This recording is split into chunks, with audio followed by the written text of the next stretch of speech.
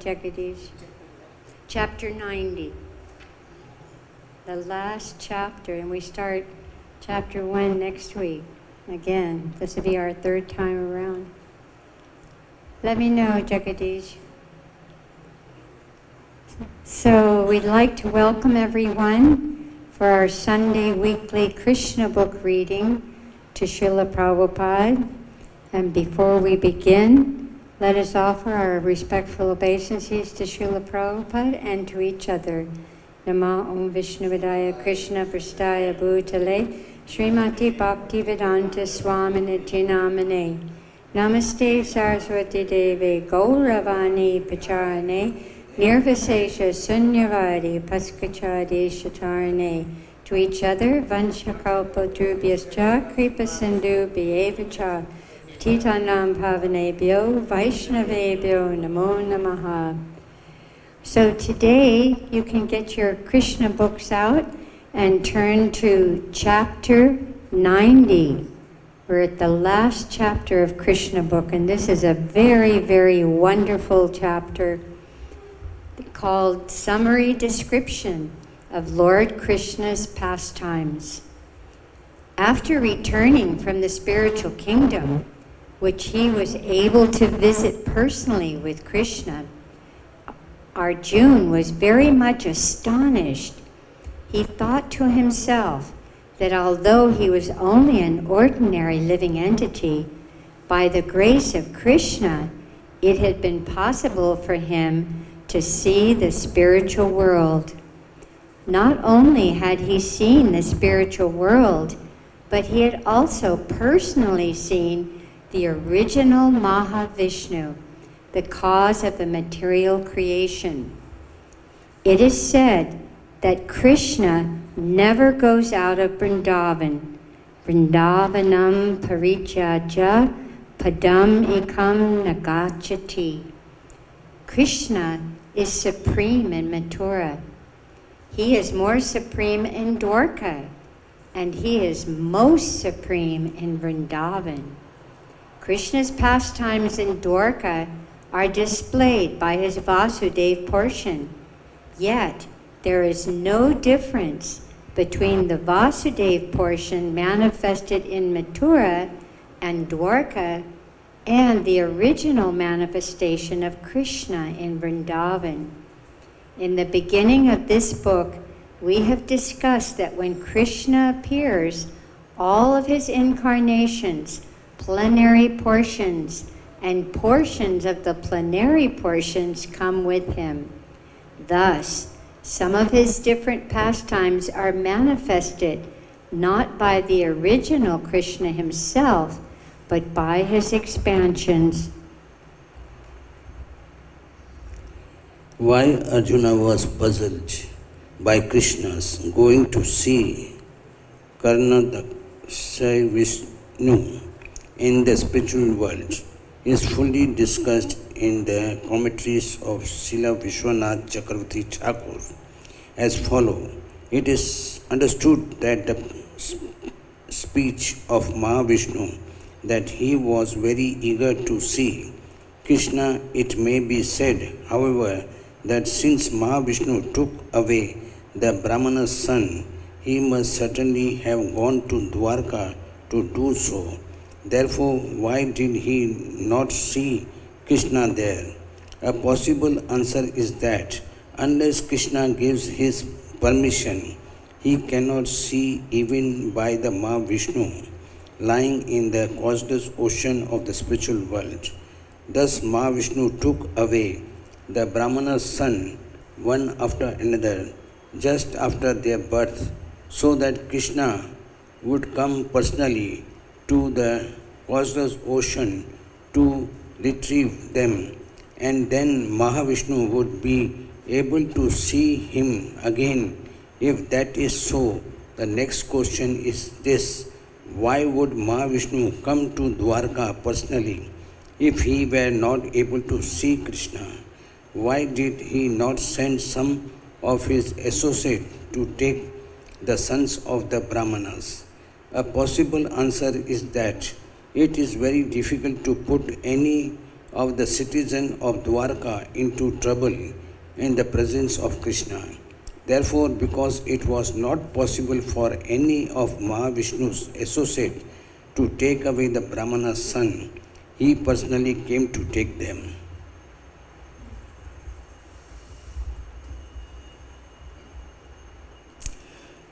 Another question may also be raised. The Lord is known as Brahmanya Deva, the worshipable deity of the Brahmanas. So, why was he inclined to put a Brahmana into such a terrible condition of lamentation over one son after another until the 10th son was taken away? The answer is that Lord Mahavishnu was so eager to see Krishna that he did not hesitate even to give trouble to a Brahmana. Although giving trouble to a Brahmana is a forbidden act, Lord Vishnu was prepared to do anything in order to see Krishna. He was so eager to see him. After losing each of his sons, the Brahmana would come to the gate of the palace and accuse the king of not being able to give the Brahmana's protection and of thus being unfit to sit on the royal throne. It was Mahavishnu's plan that the Brahmana would accuse the Kshatriyas and Krishna would be obliged to come see him to take back the Brahmana's sons.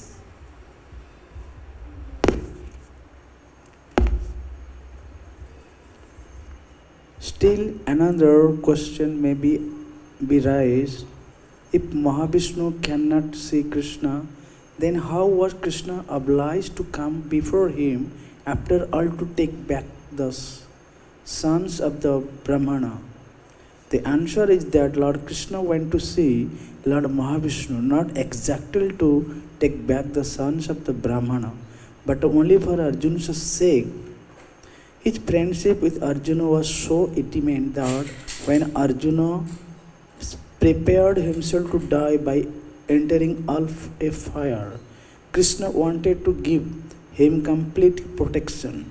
Arjuna, however, would not desist from entering the fire unless the sons of the Brahmana were brought back. Therefore, Krishna promised him, I shall bring back the Brahmana's son. Do not try to commit suicide. If Krishna were going to see Lord Vishnu only to reclaim the sons of Brahmana, then he would not have waited until the 10th son was taken.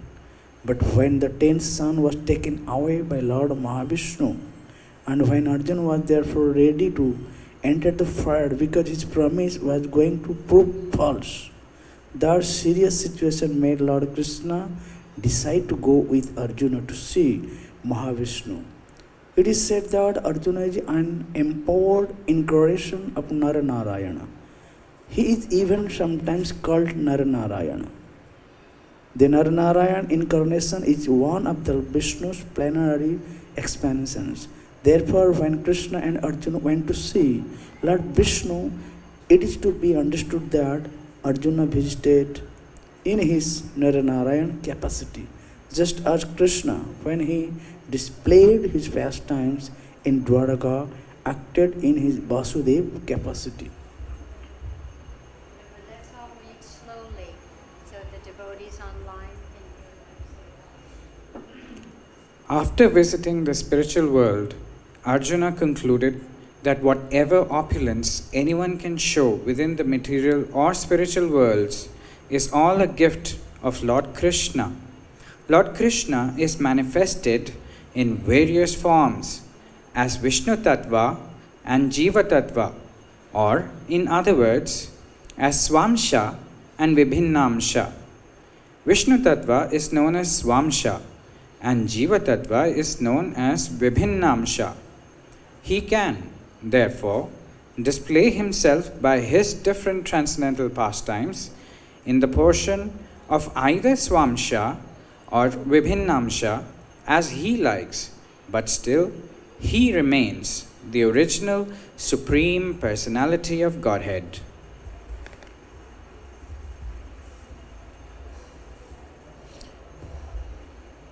The concluding portion of Krishna's pastime is in the 19th chapter of the 10th canto of Srimad Bhagavatam.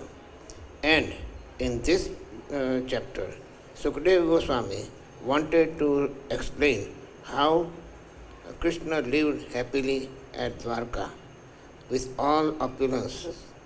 Krishna's opulences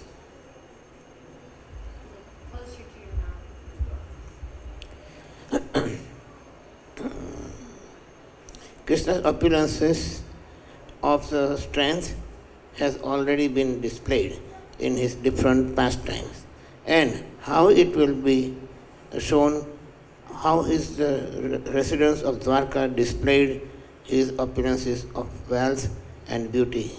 In this material world, the opulences of wealth and beauty are considered the highest of all opulences. Yet they are only a perverted reflection of these opulences in the spiritual world. Therefore, while Krishna stayed on this planet as the Supreme Personality of Godhead, his opulences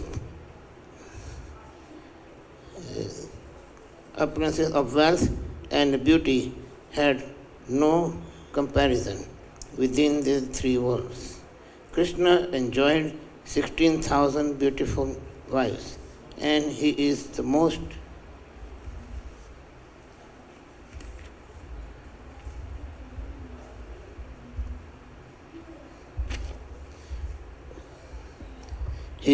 significant, and that he lived at Dwarka as the only husband of these thousands of beautiful women. This is especially stated that he was only the husband of 16,000 wives. It is, of course, not unheard of in the history of the world that a powerful king would keep many thousands of queens. But although such king might be the only husband of so many wives, he could not enjoy all of them at one time. Lord Krishna, however, enjoyed all of his 16,000 wives simultaneously.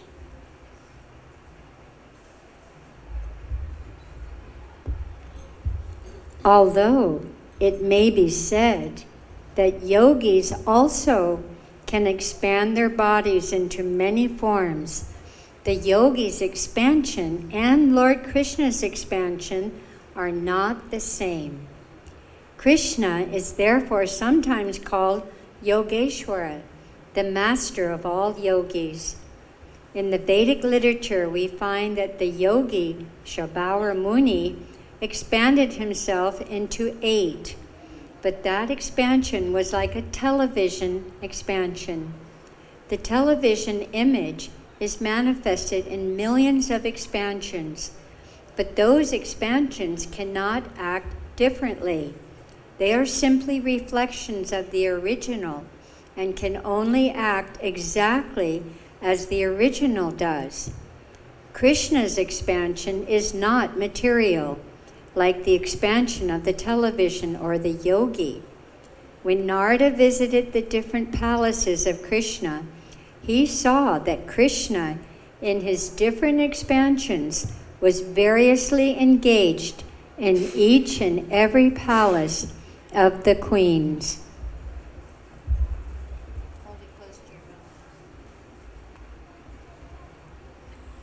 It is also said that Krishna lived in Dwarka as the husband of the goddess of fortune. Queen Rukmani is the goddess of fortune, and all the other queens are her expansions. So Krishna, the chief of the Vrishni dynasty, enjoyed with the goddess of fortune in full opulence. The queens of Krishna are described as permanently youthful and beautiful. Although Krishna had grandchildren and the great grandchildren, neither Krishna or his queens looked older than 16 or 20 years of age. The young queens were so beautiful that when they moved, they appeared like lightning moving in the sky. They were always dressed with excellent ornaments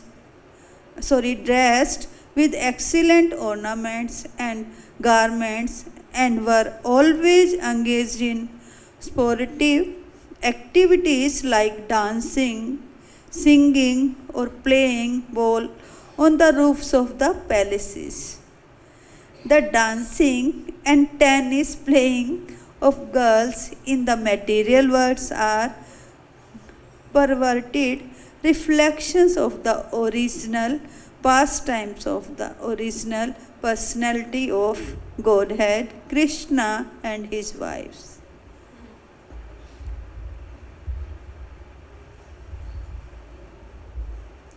The roads and the streets of the city of Dwarka were always covered with elephants, horses, chariots, infant soldiers. When elephants are engaged in the service, they are given liquor to drink, and it is said that the elephants in Dwarka were given so much liquor that they would sprinkle a great quantities of it on the road and still walk on the street intoxicated. The infant soldier passing on the streets were professionally decorated with golden ornaments, and the horses and the golden chariots piled along the street in all directions of Dwarka city. Wherever one would turn his eyes, he would find green parks and gardens, each of them filled with trees and plants laden with the fruits and the flowers. Because there were so many nice trees of the fruits and flowers, all the sweet chirping birds and buzzing bumblebee joined together to make sweet vibrations. The city of Dwarka thus fully displayed all opulences. The heroes in the dynasty of Yadu used to think themselves the most fortunate residents of the city, and actually they enjoyed all transcendental facilities. All the 16,000 palaces of Krishna's queens were situated in this beautiful city of Dwarka, and Lord Krishna, the supreme eternal enjoyer of all these facilities, expanded himself into 16,000 forms and simultaneously engaged in different family affairs in those 16,000 palaces. In each and every one of the palaces there were nicely decorated gardens and lakes.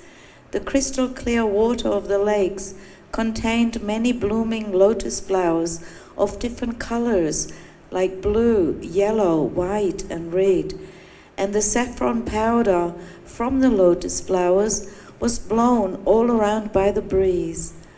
All the lakes were full of beautiful swans, ducks and cranes, crying occasionally with melodious sounds.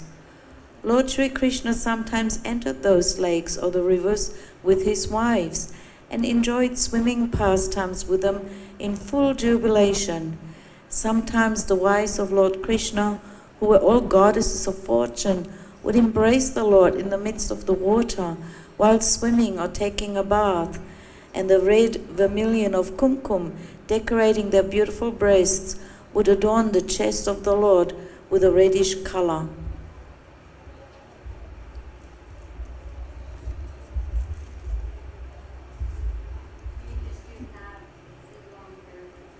The impersonalists would not dare believing that in the spiritual world there are such varieties of enjoyment But in order to demonstrate the factual, ever blissful enjoyment in the spiritual world, Lord Krishna descended to this planet and showed that the spiritual world is not devoid of such pleasurable facilities of life. The only difference is that in the spiritual world, such facilities are eternal, never-ending occurrences, whereas in the material world, they are simply impermanent, perverted reflections. When Lord Krishna was engaged in such enjoyment, the Gandharvas and professional musicians would glorify him with melodious musical concerts accompanied by kettle drums, mridangas and other drums, along with stringed instruments and brass bugles. And the whole atmosphere would change into a greatly festive celebration. In a festive mood, the wives of the Lord would sometimes sprinkle water on his holy body with string-like instrument, and the Lord would similarly wet the bodies of the queens. When Krishna and the queens engaged themselves in these pastimes, it seemed as if the heavenly king Yaksharaja were engaged in the pastimes with his many wives. Yaksharaja is also known as Kuvera and is considered the treasurer of the heavenly kingdom. When the wives of Lord Krishna thus became wed, their breasts and thick thighs would increase in beauty 1,000 times, and their long hair would fall down to decorate those parts of their bodies. The beautiful flowers placed in their hair would fall, and the queens, seemingly harassed by the lords throwing water at them, would approach him on the plea of snatching in the string-like instrument. This attempt would create a situation wherein the Lord could embrace them as they willingly approached him. Upon being embraced, the wives of the Lord would feel on their mouths a clear indication of conjugal love. And this would create an atmosphere of spiritual bliss. When the garland on the neck of the Lord then touched the breast of the queens, their whole bodies became covered with saffron yellow. Being engaged in their celestial pastime, the queens forgot themselves, and their loosed hair appeared like beautiful waves of a river. When the queens sprinkled water on the body of Krishna, or he sprinkled water on the bodies of the queens, the whole situation appeared just like that of an elephant enjoying in lake with many sea elephants.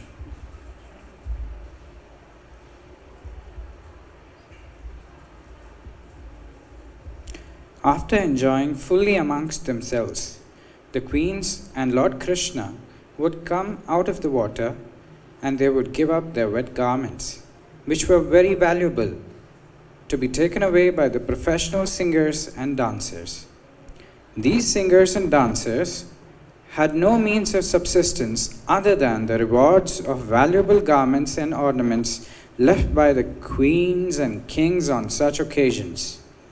The whole system of society was so well planned that all the members of society in their different positions as Brahmanas, Kshatriyas, Vaishyas and Shudras had no difficulty in earning their livelihood. There was no competition among the divisions of society.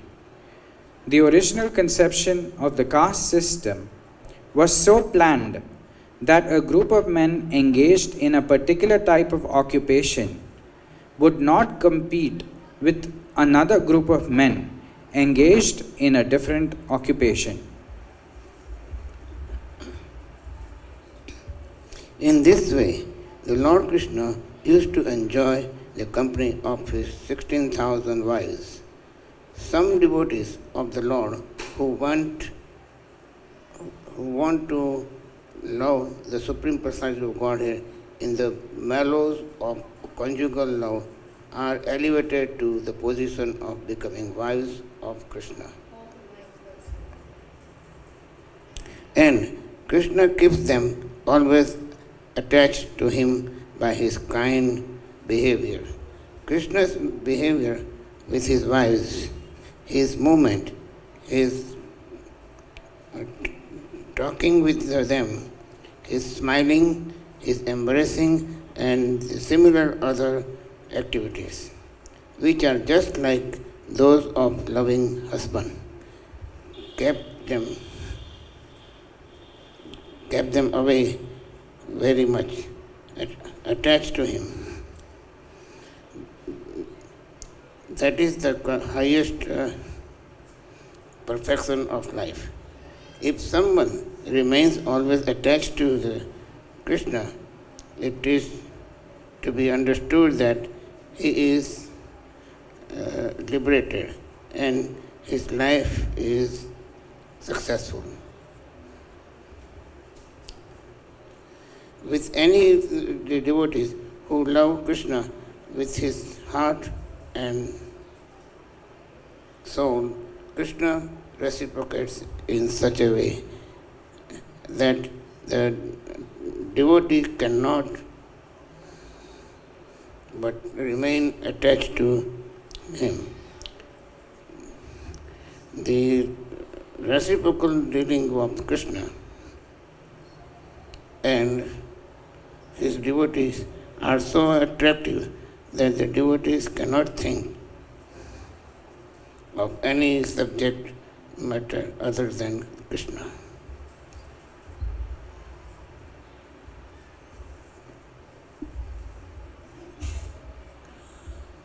For all the queens, Krishna was their only worshipable object.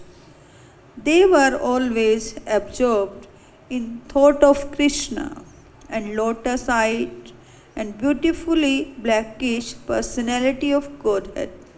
Sometimes in thought of Krishna they remained silent, and in great ecstasy of bhava and anubhava they sometimes spoke as if in delirium. Sometimes even in the presence of Lord Krishna they vividly described the pastimes they had enjoyed in the lake or river with him. Some of such talk is described here. The queen said, "Dear Kurari bird, now it is very late at night. Everyone is sleeping. The whole world is now calm and peaceful. At this time, the Supreme Personality of Godhead is sleeping, although his knowledge is undisturbed by any circumstance. Then why are you not sleeping? Why are you lamenting like this throughout the whole night? Dear friend, is it that you are also attracted by the lotus eyes of the Supreme Personality of Godhead and by his sweet smiling and attractive words, exactly as we are? Do those dealings of the Supreme Personality of Godhead pinch your heart as they do ours?" Hello, Chakravarti. Why have you closed your eyes? Are you searching after your husband, who may have gone to foreign countries? Why are you lamenting so pitiably? Alas, it is appear that you are very much aggrieved, or is it a fact that you are also willing to become an internal servitor of the Supreme Personality of Godhead? We think that you are anxious to put a garland on the lotus feet of the Lord and then place it at your hair. Oh dear ocean, why are you roaring all day and night? Don't you like to sleep? We think you have been attacked by insomnia. Or, if we are not wrong, our dear Shyam Sundar has tactfully taken away your gravity and power of forbearance, which are your natural qualifications. Is it a fact that for this reason you are suffering from insomnia like us? Yes, we admit that there is no remedy for this disease. Dear moon god, we think you have been attacked by a severe type of tuberculosis. For this reason you have become thinner and thinner day by day. O Lord, you are now so weak that your thin rays cannot dissipate the darkness of night. Or is it a fact that just like us you've been stunned by the mysteriously sweet words of our Lord Shyamasundar? Is it a fact that it is because of this severe anxiety that you are so great?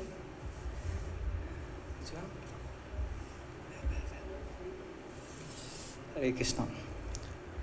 Oh breeze from the Himalayas, what have we done to you that you are so intent on teasing us by awakening our lust to meet Krishna? Do you not know that we have already been injured by the crooked policy of the personality of Godhead? Dear Himalayan breeze, please know that we have already been stricken. There is no need to injure us more and more.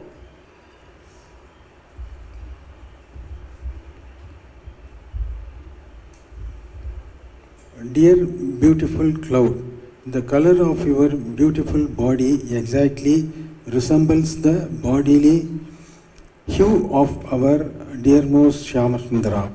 We think, therefore, that you are very dear to our Lord, the chief of the dynasty of the Yadus, and because you are so dear to him, you are absorbed in meditation, exactly as we are.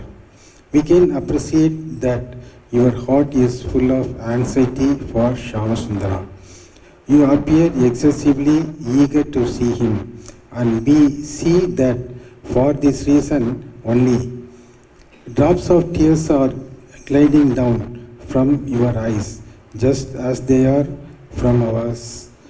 Dear black cloud, we must admit frankly that to establish an intimate relationship with Shyamasundara means to purchase unnecessary anxieties while we are otherwise comfortable at home. Generally, the cuckoo sounds its cooing vibration at the end of night or early in the morning. When the queens heard the cooing of the cuckoo at the end of night, they said, "Dear cuckoo, your voice is very sweet.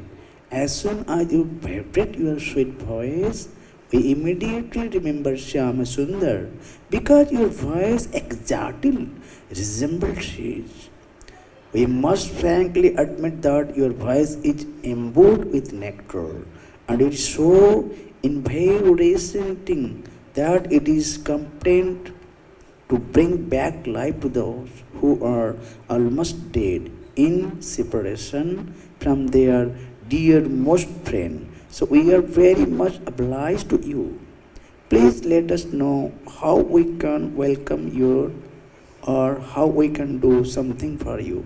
The question continued talking like that, and they addressed the mountains as follows. "Dear mountain, you are a very generous by your gravity only. The whole crust of this earth is properly maintained, although because you are discharging your duties very faithfully. You do not know how to move because you are so grave. You do not move hither and thither, nor do you say anything. Rather, you always appear in a thoughtful mood. It may be that you are always thinking of very grave and important subject matter, but we can guess very clearly that you are thinking of We are sure that you are thinking of placing the lotus feet of Shyamsundar on your raised peaks, as we want to place his lotus feet on our raised breasts.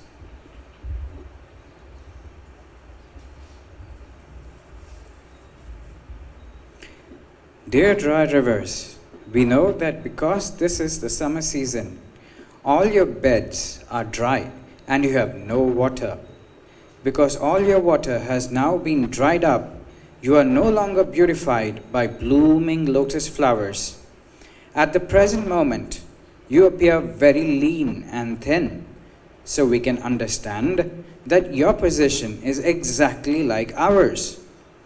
We have lost everything due to being separated from Shyama Sundara, and we no longer hear his pleasing words. Our hearts no longer work properly, and therefore we also have become very lean and thin. We think, therefore, that you are just like us. You have turned lean and thin because you are not getting any water from your husband, the ocean, through the clouds. The example given herewith by the queens is very appropriate. The riverbeds become dry when the ocean no longer supplies water through the clouds. The ocean is supposed to be the husband of the river and therefore is supposed to support her. Unless a woman is supported by her husband with the necessities of life, she also becomes as dry as a dry river.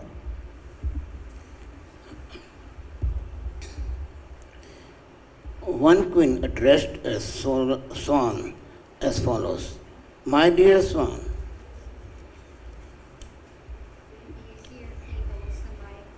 yeah.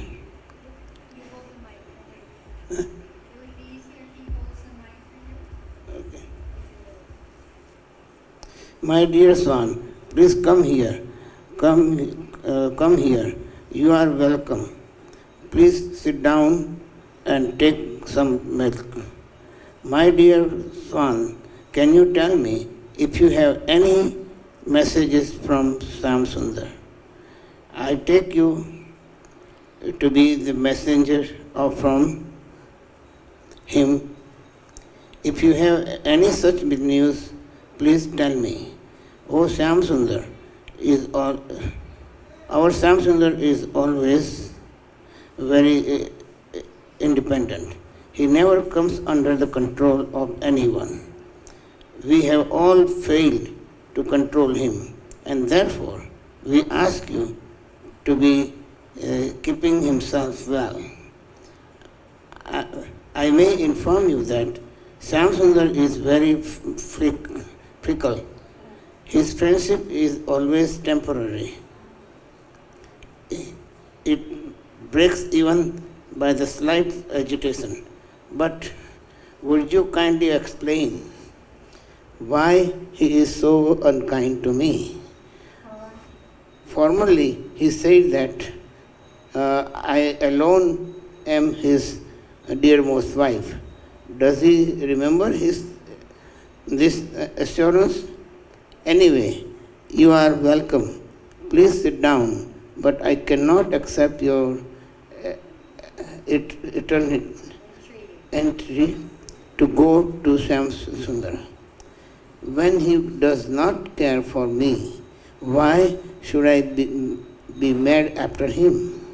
I am very so sorry to let you know that you have become the messenger of the poor-hearted soul. You are asking me to go to him, but I am not going. Why is that? You talk of his coming to me. Does he desire to come here to fulfill my long expectation for him? All right, you may bring him here, but don't bring with him his most beloved goddess of fortune. Do you think that he cannot be separated from the goddess of fortune, even for a moment? Could he not come here alone? Without Lakshmi, his behavior is very displeasing. Does it mean that without Lakshmi, Shyamasundar cannot be happy? Can't he be happy with any other wives? Does it mean that the goddess of fortune has the once ocean of love for him, and none of us can compare to her? All the wives of Lord Krishna were completely absorbed in thought of him. Krishna is known as Yogeshwara, the master of all yogis, and all the wives of Krishna at Dwarka used to keep this Yogeshwara within their hearts. Instead of trying to be master of all yogic mystic powers, it is better if one simply keeps the Supreme Yogeshwara, Krishna, within his heart. Thus, one's life can become perfect, and one can very easily be transferred to the kingdom of God.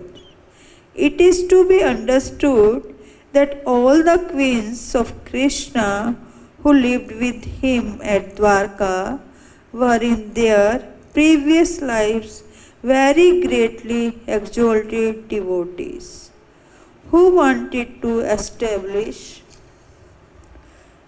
a relationship with the Krishna is conjugal love. Thus they were given the chance to become his wives and enjoy a constant loving relationship with him.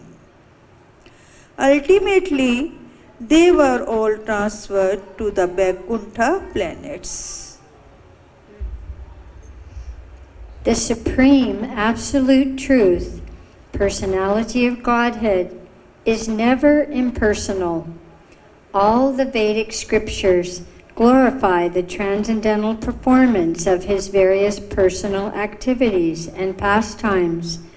It is said that in the Vedas and in the Ramayana, only the activities of the Lord are described. Everyone, everywhere in the Vedic literature, his glories are sung. As soon as soft-hearted people, such as women, hear these transcendental pastimes of Lord Krishna, they immediately become attracted to him. Soft-hearted women and girls are therefore very easily drawn to the Krishna consciousness movement. One who is thus drawn to the Krishna consciousness movement and tries to keep himself in constant touch with such consciousness certainly gets the supreme salvation, going back to Krishna in Goloka Vrindavan. If simply by developing Krishna consciousness one can be transferred to the spiritual world, one can simply imagine how blissful and blessed were the queens of Lord Krishna, who talked with him personally and saw Lord Krishna face to face. No one can properly describe the fortune of the wives of Lord Krishna. They took care of him personally by rendering various transcendental services like bathing him, feeding him, pleasing him, and serving him. Thus, no one's austerities can compare to the service of the queens of Dwarka. Sukdev Goswami informed Maharaj Parishit that for self-realization, the austerity and penance performed by the queens of Dwarka have no comparison. The object of the self-realization is one, Krishna. Therefore, although the dealing of the queens with Krishna appears just like an ordinary dealing between husband and wife, the principal point to be observed is the queens attached to for Krishna. The entire process of austerity and penance is meant to detach one from the material world and extend one's attachment to Krishna, the Supreme Personality of Godhead. Krishna is the shelter of all persons advancing in self-realization.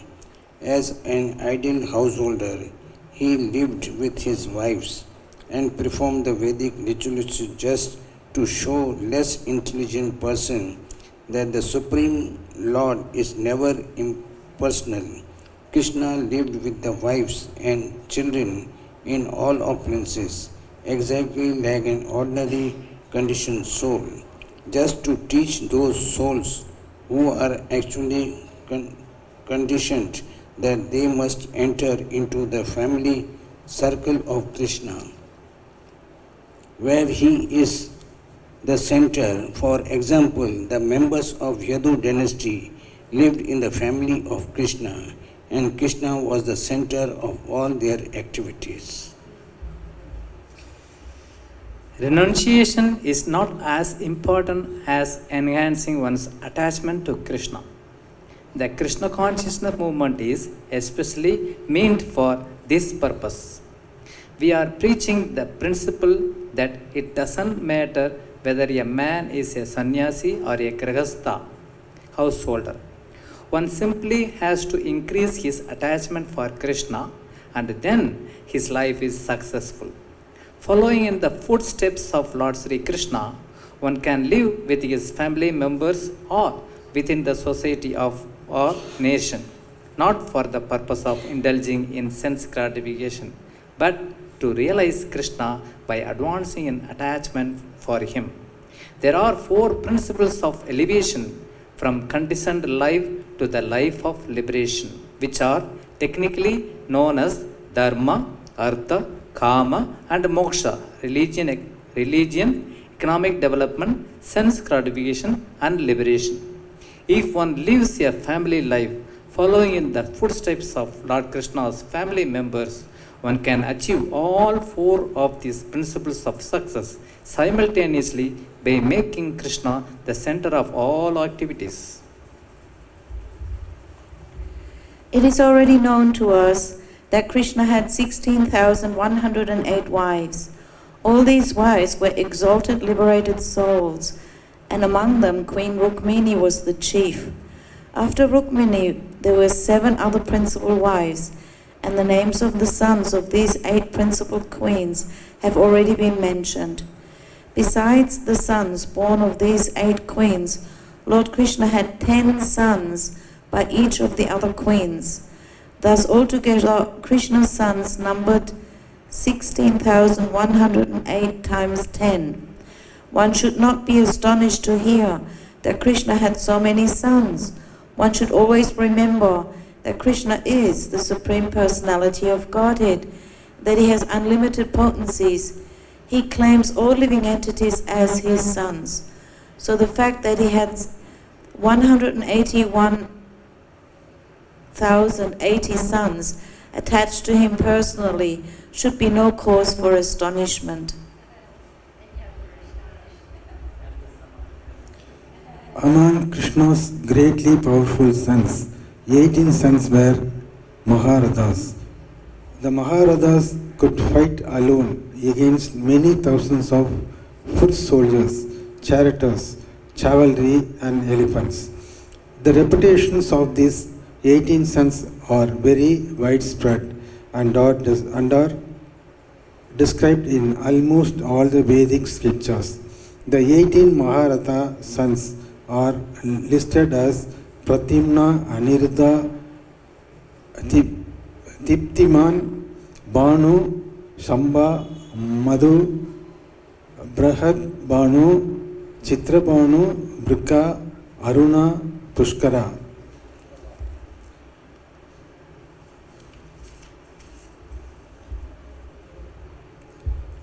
Vedabanu, Srutabanu, Sunandana, Chitra Bahu, Virupa, Kavi and Nya Grodha.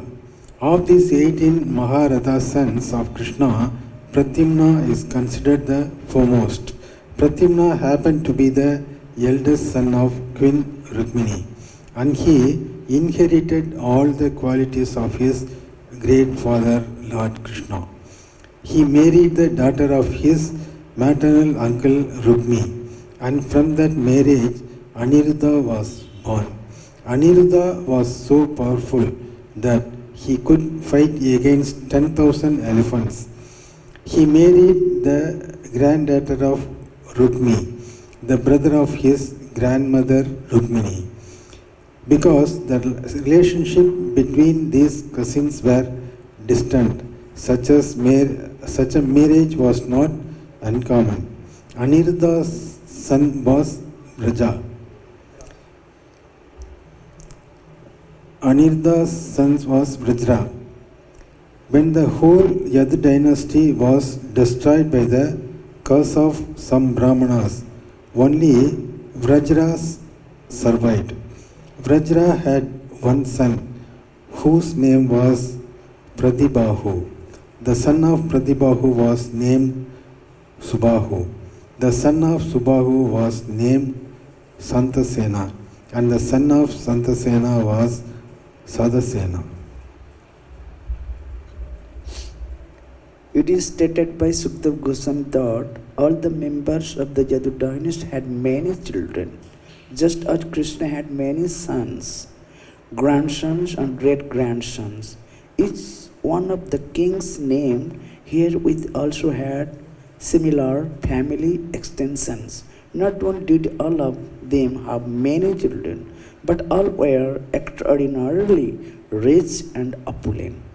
None of them were weak or short-lived, and above all the members of the Yadu dynasty were stands before of the Brahminical culture. It is the duty of the Kshatriya kings to maintain the Brahminical culture and protect the qualified Brahmanas. And all these kings discharged their duties rightly. The members of the Yadu dynasty were so numerous that it would be very difficult to describe them all, even if one had a duration of life of many thousands of years. Srila Sukdev Goswami informed Maharaj Parikshit that he had heard from reliable sources that simply to teach the children of the Yadu dynasty, there was as many as 38,80,000 tutors or acharyas. If so many teachers were needed to educate their children, one can simply imagine how vast was the number of family members. As for their military strength, it is said that King Ugrasen alone had 10 quadrillion soldiers as personal bodyguards.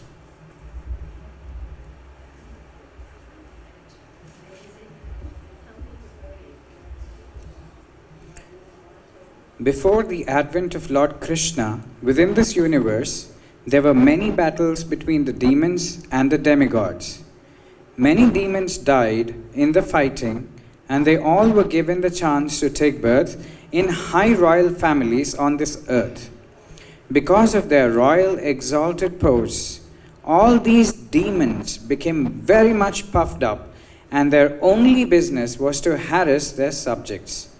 Lord Krishna appeared on this planet just at the end of Dwapara Yuga to annihilate all these demoniac kings.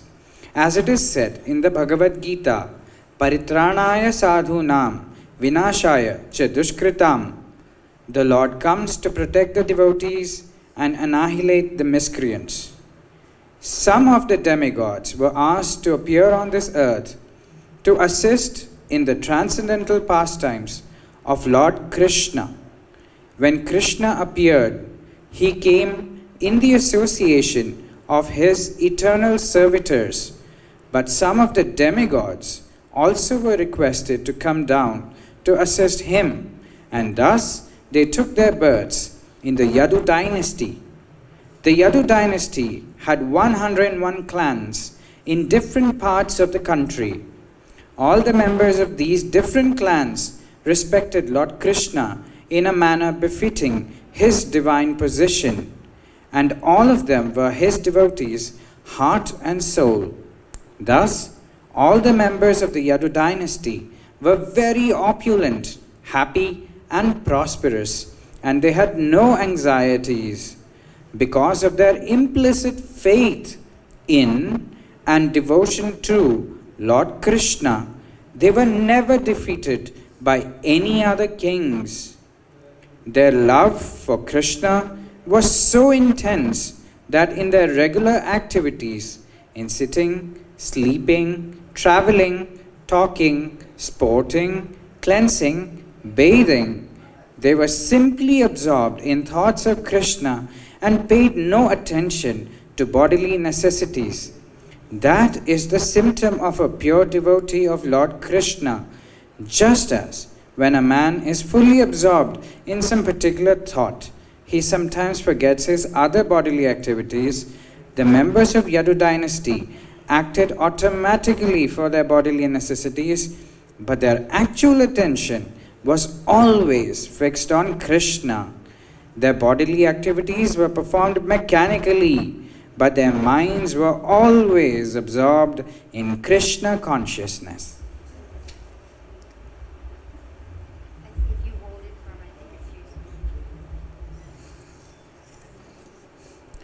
Srila Sukdev Goswami has concluded the 19th chapter of the 10th canto of Srimad Bhagavatam by pointing out 5 particular excellences of Lord Krishna. The first excellence is that before Lord Krishna's appearance in the Yadu family, the river Ganges was known as the purest of all things. Even impure things could be purified simply by touching the water of Ganges. This excellent power of Ganges was also due to its having emanated from the toe of Lord Vishnu.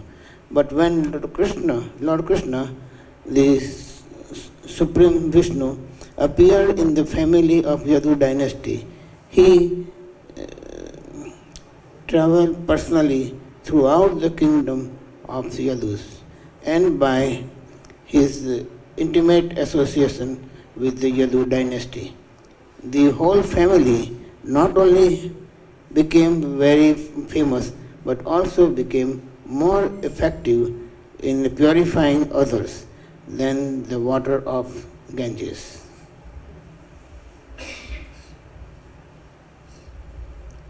The next excellence of Lord Krishna's appearance was that although he apparently gave protection to the devotees and annihilated the demons, both the devotees and the demons achieved the same result. Lord Krishna is the bestower of 5 kinds of liberation, of which Sayujya Mukti, or the liberation of becoming one with the Supreme, was given to demons like Kansa, whereas the gopis were given the chance to associate with him personally. The gopis kept their individuality to enjoy the company of Lord Krishna. But Kansa was accepted into his impersonal Brahmajyoti. In other words, both the demons and the gopis were spiritually liberated. But because the demons were enemies and the gopis were friends, the demons were killed and the gopis protected.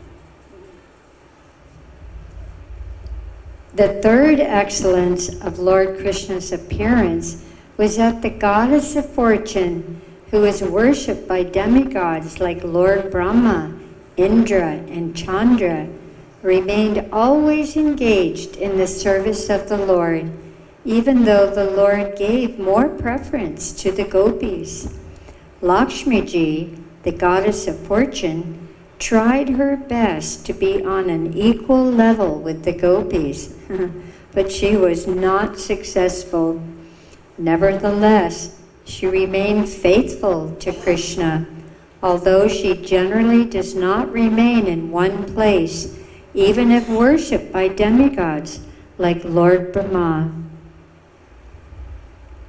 The fourth excellence of Lord Krishna's appearance concerns the glories of his name. It is stated in Vedic literature that by the chanting the different names of Lord Vishnu 1,000 times, one may be bestowed with the same benefit as they by thrice chanting the holy name of Lord Rama, and by chanting the holy name of Lord Krishna only once, one receives the same benefit. In the other words, of all the holy names of the Supreme Personality of Godhead, including Vishnu and Rama, the holy name of Krishna is the most powerful. The Vedic literature therefore especially stress the chanting of the holy name of Krishna. Hare Krishna, Krishna Krishna, Hare Hare, Hare Rama, Rama Rama, Hare Hare.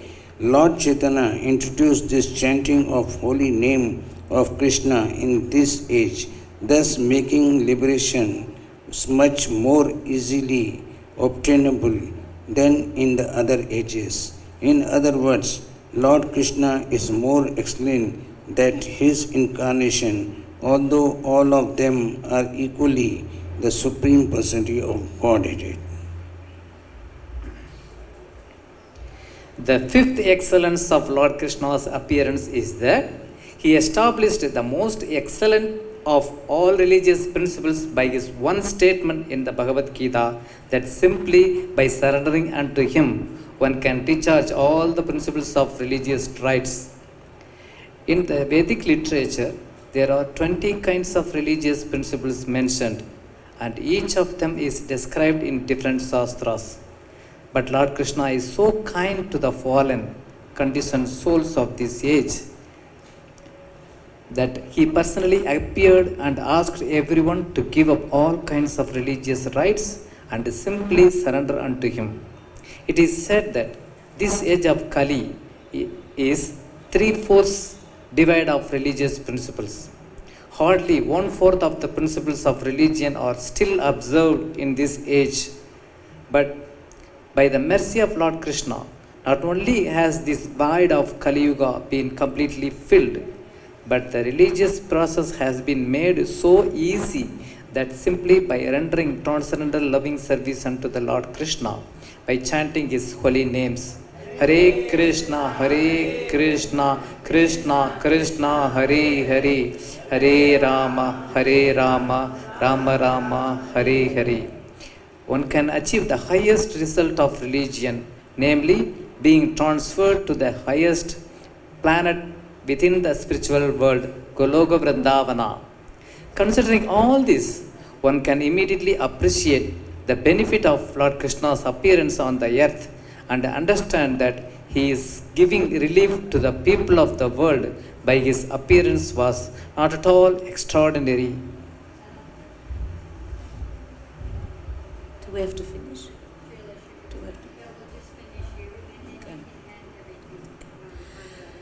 Srila Sukadev Goswami thus concludes his description of the super exalted position of Lord Krishna by glorifying him in the following way. O Lord Krishna, all glories unto you. You are present in everyone's heart as Paramatma. Therefore you are known as Jananivas, one who lives in everyone's heart. As confirmed in the Bhagavad-Gita, Ishvaraha Savabhutanam Riddeshu Junatishtati. The Supreme Lord in his Paramatma feature lives within everyone's heart. This does not mean, however, that Krishna has no separate existence as the Supreme Personality of Godhead. The Mayavadi philosophers accept the all-pervading feature of Parabrahman, but when Parabrahman, or the Supreme Lord, appears, they think that he appears under the control of material nature. Because Lord Krishna appeared as the son of Devaki, the Mayavadi philosophers accept Krishna to be an ordinary living entity who takes birth within this material world. Therefore, Shukadeva Goswami warns them, Devaki Janma Vada, which means that although Krishna is famous as the son of Devaki, actually he is the Supersoul, or the all-pervading Supreme Personality of Godhead. The devotees, however, take this word Devaki Janma Vada in a different way. The devotees understand that actually Krishna was the son of Mother Yashoda.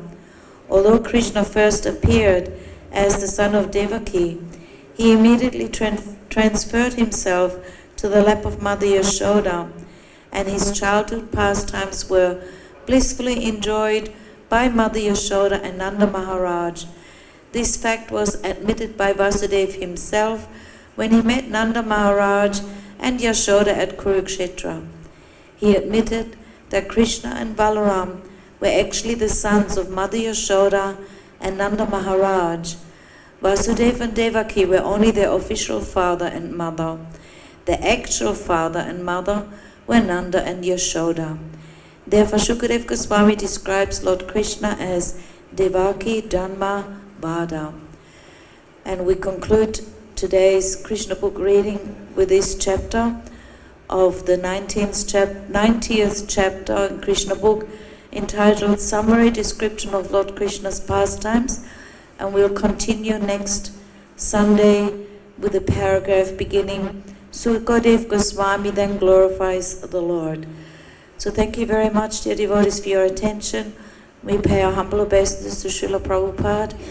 Namo Om Vishnu Padaya Krishna Pristaya Bhutale Srimate Bhakti-Vedanta Swaminiti Namine Namaste Saraswati Deve Gauravani Pracharine Nirvishesha Shunyavadi Pastajadi Satayane.